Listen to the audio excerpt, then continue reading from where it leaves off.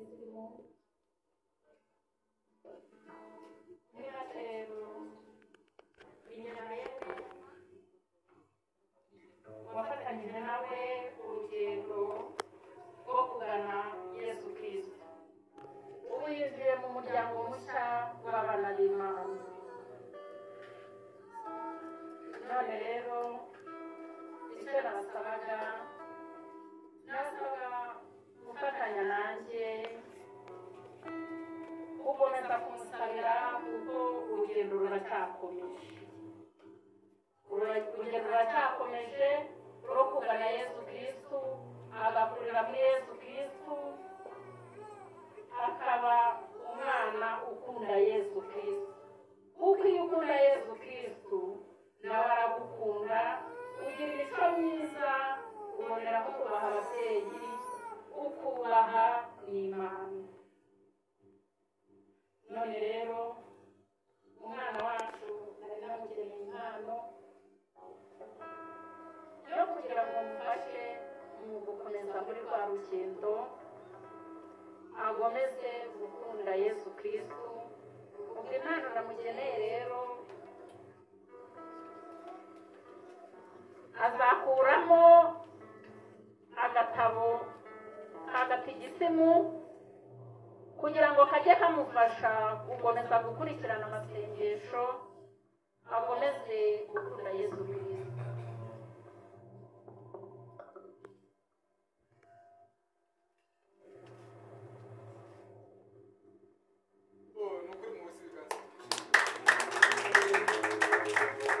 Hariho gatigisimu ubwo mama azayigushakira, maze ujye ukomeza gukurikirana amasengesho, umenye gusoma neza, ujye ukomeza gusenga no gukunda Imana.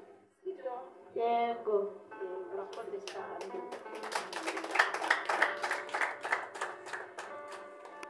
Murakoze. Arakoze cyane. Ni muhuza ibiganza bigaba amashyi bikagabana amashyo, maze dusubire bareno.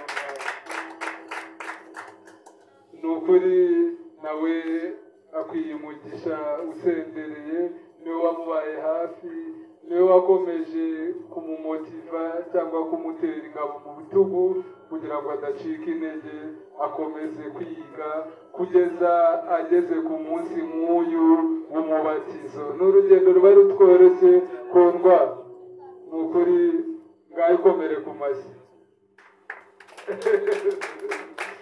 Ni ukuri uzakomereze muri iyo nzira utanyuranya. Nakomeje kubabwiranya abatomwe, ni ukuri mukomeze mukunde ubuto bwanyu.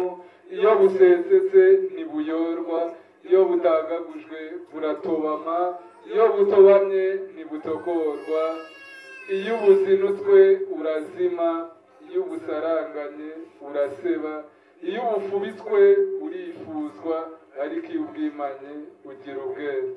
Muzimana ubuto bwanyu abatomwe, kandi n'Imana ikomeze kubasanga, ibe mu ruhande rwanyu. Ariko nagira ngo mboneho no gukomeza n'ubundi Marene mwabonye ko yamugeneye impano ye, nagira ngo abaje basanga umuryango baje kwifatanya nabo, ariko by'umwihariko bakaba bafite impano za Keza Kundwa Manuela, nabo bakahaguruka bakegera ijuru, bagatambukana ubwema n'ubwemarare, bakamushyikiriza impano bamuteguriye kuri uyu munsi we udasanzwe w'umubatizo. Abandi bateguye impano, ni umwanya mwiza. Mu gihe turaba turi kuzizana, nasabaga umucuranzi wacu Padiri Antoine abatunyurizaho muri karahanyuze mu njyana zigiye zitandukanye, maze dukomeze kwizihirwa. Ngaho nimuyakomanga n'imvura.